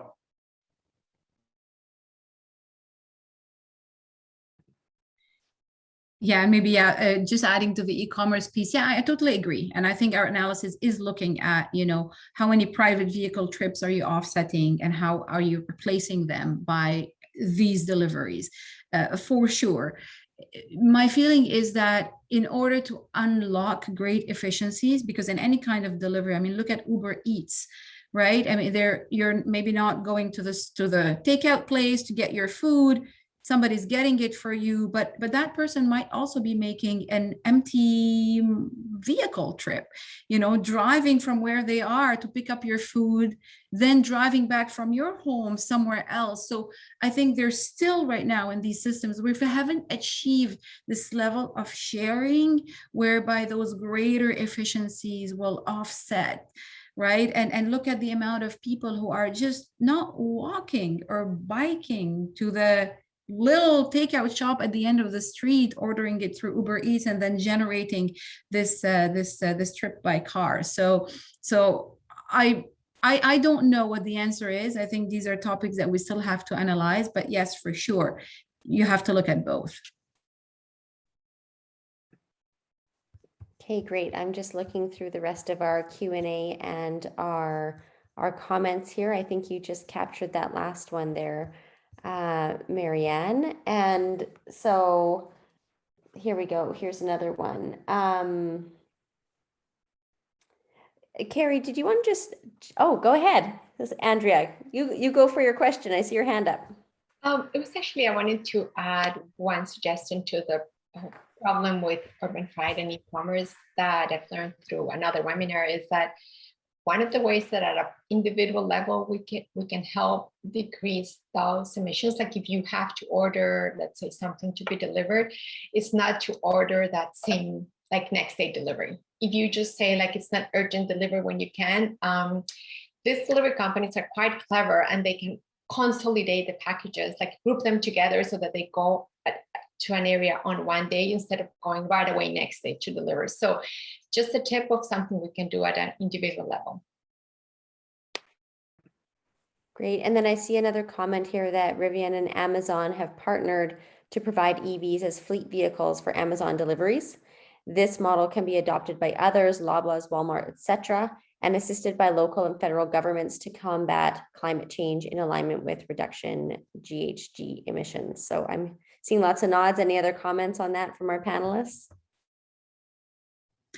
No, I think industry really also wants to decarbonize. I think they don't just want to, they have to, and they will. And then it's up to us planners, policymakers, researchers to find ways to help them, achieve those pathways. Okay, there's another thing from the presentations that I wanted to pick up on. So Carrie, you talked about the pandemic and the things that you're doing in Edmonton Transit to accommodate for that. And then I do also recall earlier on in the pandemic, we had a huge decrease in traffic that was happening in our cities because everybody was staying home. So, can you comment on that a little bit? And then Marianne, if you noticed anything in your modeling in regards to that, and Carrie, whether you guys had any modeling on emissions reductions as well.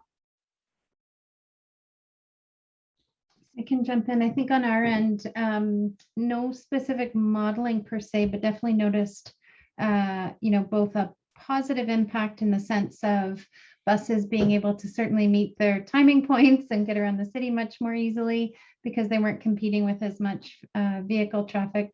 Sorry, my dog's making an appearance in the background. So from that perspective, it's been interesting on the scheduling side. So one of the biggest challenges in transit is you never want to be early. You always want to be on time. And most of our buses were arriving a bit earlier, which was interesting. And then as we're moving out of the pandemic at some point, hopefully, it's how do we welcome people back in a way to help them feel safe, help them feel comfortable. And again, all those important measures, making sure that they're in place so that we can welcome people back in that regard.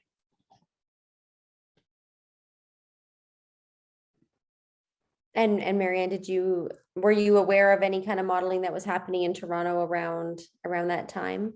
So we looked at City of Toronto data during the pandemic and quantified. So we did a small GHG emission inventory pre and post, pre and during the pandemic.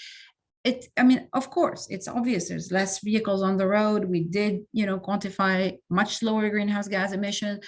The interesting part is when we compared those reductions with the reductions of our 50% EV scenario. The ones from the pandemic were larger. It means we're reducing emissions by even more than if half of our vehicles were electrified. What does this mean? it doesn't. People are not going to continue to behave like they did during the pandemic. To me, what it really means is that behavioral change will lead to measurable outcome.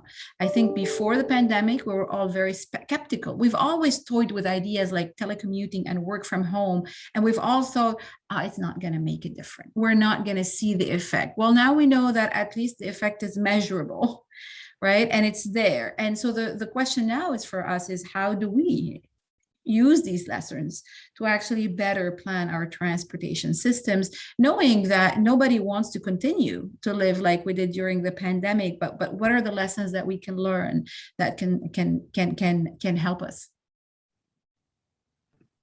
And there was a comment earlier on in the presentations around closing roads.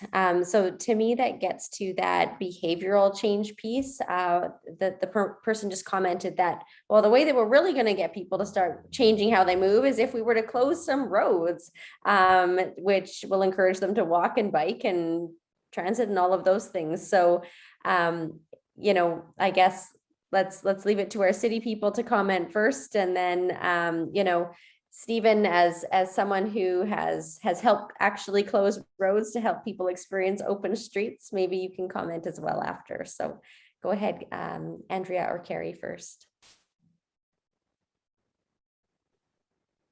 I can go first and Carrie can feel free to add. Well, the city plan does look at ways in which we could increase those 15-minute districts, and as Carrie was mentioning, community, and well, closing roads or limiting access of vehicles to certain areas could for sure help us in that direction. But as far as I know, nothing has been approved. These are things that we're looking into the future and not at this point, but perhaps Carrie has a bit more information.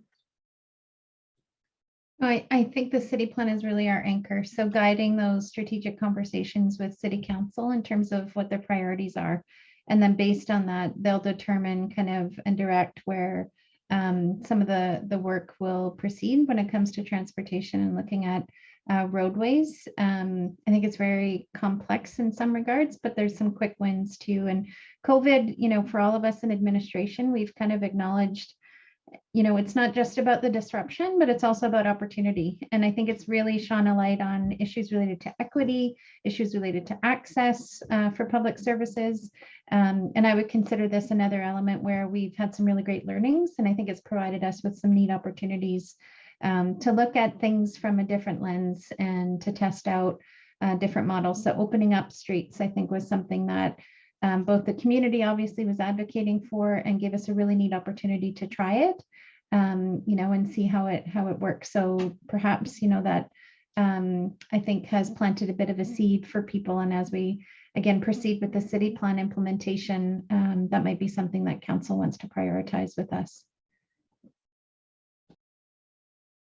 And I think to approach this conversation from the more advocacy end and talking about communities pushing for this change, I would say that, you know, oftentimes there is still a lot of hesitancy or even some confusion around why this would be an interest or what kind of impact it would have.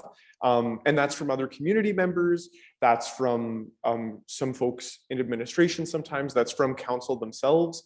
And you know, that hesitancy is best combated by allowing them to have the experience for them to acquire their own understanding of being out on the street. So it's a little bit of a chicken or an egg, because you need to close the street to have, or open the street for them to have the experience. But to give them the experience compels them to do more of that in the future, and tying it to that larger goal of reducing emissions or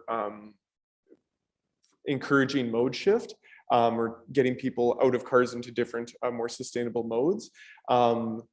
When we tie closing roads to, or changing what a road is kind of used for, I think that's the best way to put it.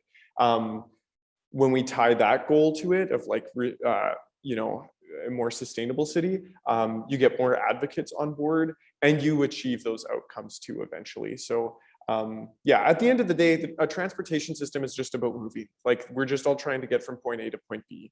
And so that does not need to be done by one one mode, i.e. a car, nor has it ever been that. And I think it'll continue to evolve. And so I think those next steps in that evolution are definitely going to be tied around, you know, the conversation of changing how a road is used. Yeah, and you know, another interesting idea that someone brought up to me on a different occasion was there are some streets right along schools. So at drop off and pickup time, they would close the street to vehicle traffic and open them up to kids and families who are walking to and from school to make those school zones themselves safe. And then if you were to add the air quality monitoring pieces, for example, those purple air monitors, which monitor fine particulate, or maybe some CO2 monitors, then you would actually be able to see perhaps a difference between, you know, the schools where the parents are idling right outside waiting to pick up their kids versus the ones where the parents park a block or two away and walk into the school zone to go get their kids. So I don't know if Marianne, you have any other comments on that kind of idea about dispersing the personal vehicle traffic further around school areas rather than concentrating it right outside the doors of the school. Yeah, no, I totally agree. I mean, I would push it even further. I would love dispersing vehicle traffic everywhere in the city, outside city blocks. There's, city of Barcelona has toyed with the idea of the super blocks, right? Whereby you have like just the 4 major roads around a really big block. This is where cars can circulate, and everywhere inside is basically pedestrians and cyclists and public transit, only.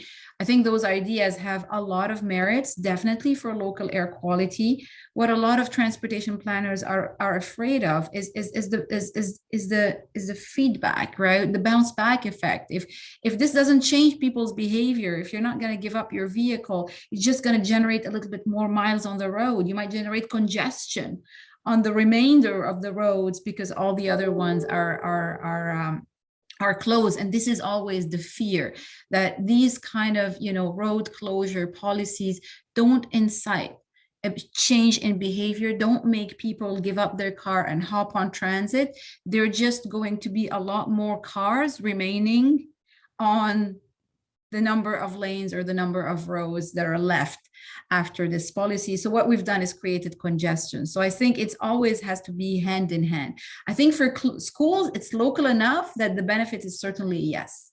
But, doing this all over the city, you always have to make sure you're doing it and enabling this behavioral change.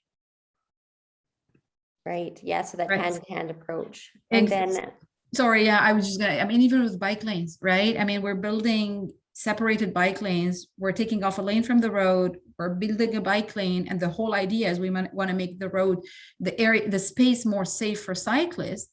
But those cyclists on this roads, they're not previous drivers who gave up their car and are cycling, right? So what we're doing is we're basically exposing our cyclists to more cars and more traffic-related air pollution. So we always have to be thinking as well about, what do we do about the remainder of these cars and how do we incite this mode shift? Yeah, that's a good point. And then Carrie, I saw that you posted something about the safe mobility strategy. Did you want to make more comment about that? Sure. My colleagues worked really hard with the community again and council. So the safe mobility strategy, in support of that, there's community-led street labs that are being implemented, which is all about improving safety. And just, I was thinking of your comment, Julie, about around the schools and, people using the spaces, and just wanted to highlight some great work related to those pilot street labs that are happening across the city. There's some really innovative approaches to just encourage people to, think a bit differently, I would say, in terms of how we use our streets. So just wanted to flag that. Also, that last comment kind of stuck with me, thinking that the people using the bike lanes aren't people transitioning from other modes. I don't know. I feel like with really safe, attractive bike-related infrastructure, we will enable some mode shift. And I do think there are people that would consider alternative modes like biking if the right infrastructure is in place within Edmonton.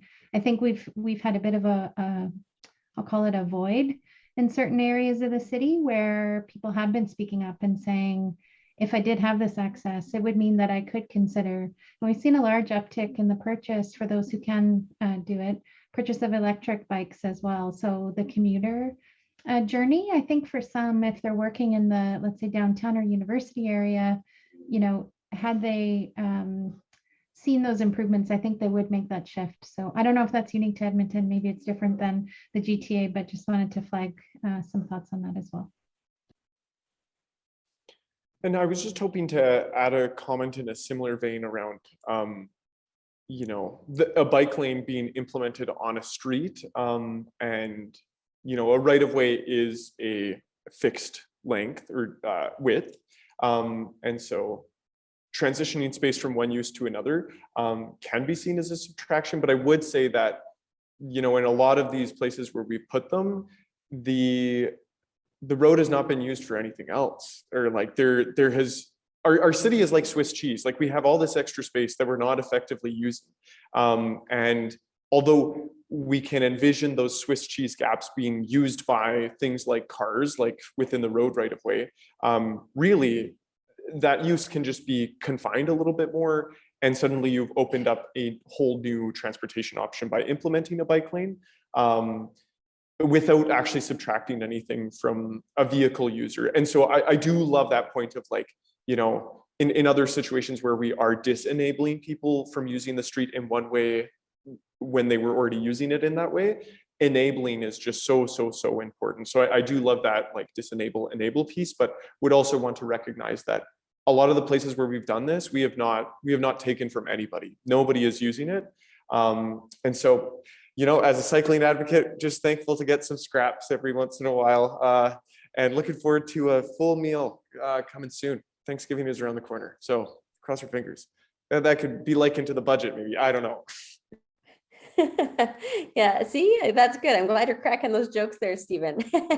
And you know, Marianne, I think your point too was, and correct me if I'm wrong, was also about that we're now taking cyclists from wherever they might be closer within neighborhoods and putting them out onto streets and encouraging them to cycle there where there might be more vehicle traffic. So unless we're actually converting some of those vehicles into cyclists to reduce the number of vehicles that the cyclists are, you know, pedaling beside, then we're potentially exposing cyclists to now more harmful air quality. Is that kind of part of that point as well? I mean, absolutely. It's definitely not to say we shouldn't build bike lanes. Of course, we should build bike lanes. That's 100% sure. What I'm also saying is that we should build bike lanes, and we should make sure that we do enable that sort of transition. I would say that I've done tons of work on air quality exposure of cyclists. I've ridden myself with air pollution monitoring device, and whenever I give those presentations, I always say the benefits of cycling far outweigh the risks of the air pollution exposure, right? So the benefits of the physical activity you're doing far outweighs that. So if you're a healthy person, you should continue to bike. So even the idea of putting cyclists on major roads is not something that scares me.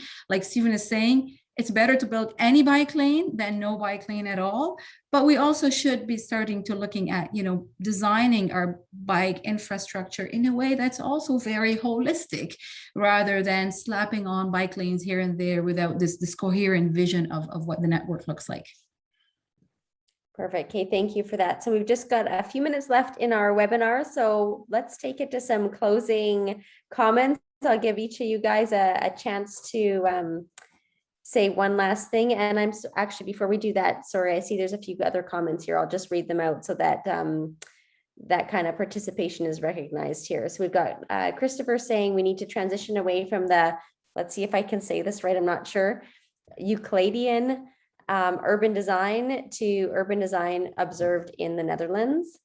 And then we could reuse the Jersey barriers that are end use for physically separated cycling lanes throughout Edmonton and allow local Indigenous artists or other artists to design pieces on each Jersey barrier. This would reduce costs, burdens, and recycling the Jersey barriers and provide a safe cycling network with physically separated cycling lanes. So those were some last comments from the chat. And so let's go in reverse order for the closing comments, if that works. So Stephen, I'm going to put you in the hot seat first. What last thought do you want to leave those who've tuned in with in regards to transportation choices and air quality? Mm-hmm. Absolutely. So, you know, the issues around air quality and like improving it and ensuring that we have a transportation system that doesn't, you know, exacerbate issues that we're already facing, but actually works to reduce issues, is a really complicated problem. But I think I come back, like I just discovered the Swiss cheese analogy, so I want to use it again. There is a lot of space within our city that, you know, road space, land use areas, or like areas of our city that can be put to better, more effective use. And for us to get to the place of actually doing that requires some reimagination. And the, you know, from our perspective, the best way to do that is to provide people with that experience, to help them understand that from their own point of view, why this is a better way of using or doing things. This is a way to fill in the Swiss cheese and achieve some of those really big goals. And, you know, like requirements that we almost have to like have a healthy air quality. So yeah, like we're just very excited about conversations like these where we can talk to many different angles on the issues and introduce this idea of ensuring that we reimagine as we go along. And yeah, if you're looking for more from us, you can go to pathsforpeople.org or check us out on Instagram, Twitter, or Facebook. We're very active on all of them. We're really thankful for the opportunity. And yeah, just hope to connect with anybody who would be just interested or passionate about these kinds of things in the future as we work on future initiatives. So thanks again for the invite. Good. Well, thank you for joining us, Stephen. Over to you, Andrea. Thank you. Likewise, thank you so much for this opportunity. It's great. I learned a lot from my panelists and from the comments from the audience. Thank you for everything. I would like to leave you with a message that we all have a big role to play. Our transportation emissions are large, so every choice we make of how we move has an impact. When you can walk, bike, take public transit, even better if you have to drive, pick a car share, and if you need to drive on your own vehicle, choose an electrical vehicle. I know they sound expensive, but you'll save money at the end of the day in maintenance and operations, so it would even out. Thank you. Good. Thanks, Andrew, for those calls to action. That's great. Carrie, over to you. Similar to my counterparts, I just want to say thanks for including us. I always get really energized by participating in these and certainly learned a lot today. So really appreciate hearing from everybody. I would, kind of follow up what Andrea just described, just encourage people to try and reduce those single occupancy vehicle trips. And, hopefully people will start to choose public transit. We've got a lot of work underway to make sure that it's a safe, convenient, reliable option for people, but also, we're looking at ways of better integrating with active modes. So we've got some really interesting things happening. We've got a bike storage pilot underway. We're looking at expanding, maybe adding some opportunities to charge electric bikes. There's lots of neat things that we're looking into on that side. We now allow bikes on our LRT service any time of day, which I'm really excited about. Whereas in the past, we said they couldn't be on board during peak service. So just encouraging people again to think about ways that they can contribute, reducing those single occupancy vehicle trips and looking at alternative modes of transportation. We are in a climate emergency, and I know sometimes that's a bit considered a bit of a cliche maybe, but I think, the last probably year and a half, 2 years has shone a big spotlight on that. And we each have, I think, a responsibility just as an Edmontonian to work together to try and improve not just air quality, but just improve our city overall for our kids and generations to come. So I'll just end it there. But again, thanks for the invitation. It's been really fun to participate. Well, thank you for coming, Carrie, and for that, hopeful kind of message that we've got a lot to do, but we're working hard at it. So thank you. And Marianne, last word to you. Yeah, thanks very much. Again, I echo what everyone has already said. I completely agree with that hierarchy about, transit, active transportation coming first, and then the hierarchy all the way down to the, your own personal vehicle. Integration between modes is super important because we live in Canadian cities, and Canadian metropolitan areas are large and spread out, and the mess we've made in the suburbs is not something we're going to be able to undo. That's why transit can serve, those big long trips, and then active transportation can then take us through the last mile. My message would be, especially regarding public health, transportation is intimately related to public health through many pathways: physical activity, air quality, accessibility to healthy foods.